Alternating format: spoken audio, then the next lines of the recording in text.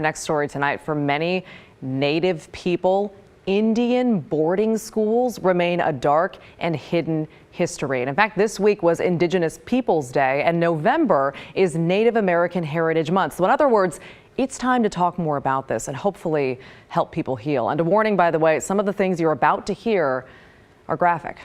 Here's Christine Pitawanich. In the late 1800s, Indian boarding schools could be found across the U.S. and in the Pacific Northwest. Indigenous children were taken to the schools to learn trade skills, religion, and English. In 1880, one was established in Forest Grove for Native children all over the region. 5 years later, it moved to where Chimawa Indian School is today, just north of Salem. The history of Indian boarding schools is a traumatic one, well known among many tribes. Untitled Chapter is my Indian name. My Christian name is Freddie Lane. I'm Clactamish. Lummi is the reservation. Clactamish are the people of the Pacific Northwest. Ana Sanchez. I am the Director of Family Services here at NAIA, and I'm also the State Representative for House District 43. Yeah, I'm David Lewis, a member of the Confederate Tribes of Grand Ronde and faculty at Oregon State University. The stories and trauma associated with boarding schools have been passed down through generations by oral tradition. Many have called what happened cultural genocide. Some kids would go in at the age of 6 and would never be seen again. I have listened to stories from elders having this police car come and just take them all away and never seeing their parents again. They were forced to speak English. They were forced to learn Christianity. You were beaten in some cases for, again, speaking your language. The mentality was kill the Indian, save the man. That was the government's policy. Do you run into people who don't realize that this has happened in the United States, in Oregon? Definitely. Again, it's something that Uncle Sam would rather not talk about. That's because it's not easy to talk about.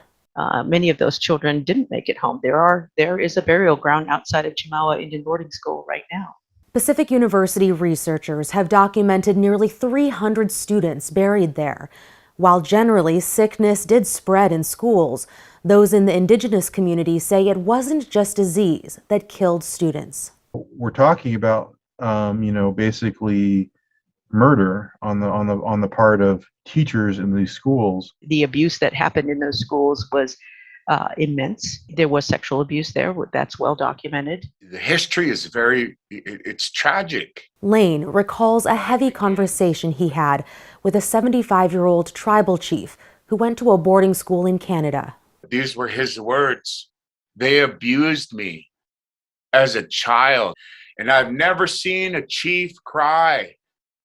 I wouldn't believe it if he didn't tell me how the priests up in Canada, they would rape the children, and the nuns would hide the pregnancy. And when the child was burned, those nuns who believed in God, in the name of God, they threw those children in the furnace. They were born and then they burned them. Lane says in some cases, Native American women were sterilized at boarding schools. And to this day, the extent of abuse is difficult to quantify. But we're not willing to look sometimes at the history right here in the United States. It's really quite sad. But Sanchez says things are starting to improve, with the first Native American to serve as the U.S. Secretary of the Interior, Deb Haaland. Who we are all so immensely proud of, has initiated a federal Indian boarding school initiative that will actually do some research into the boarding schools here in the United States. And that may be how the healing starts, how we move forward, however painful it may be. We really just have to own that these things happened, and an apology just won't do it. They tell me Chimawa Indian School is very different than it was so long ago. In fact, Lane and his father attended the school. Students now choose whether they want to attend the high school. And for some, like Lane, it's a positive and life-changing experience.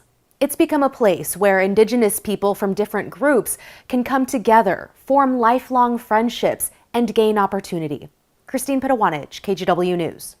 An important story, but surely a tough one to hear. Powerful, powerful stuff.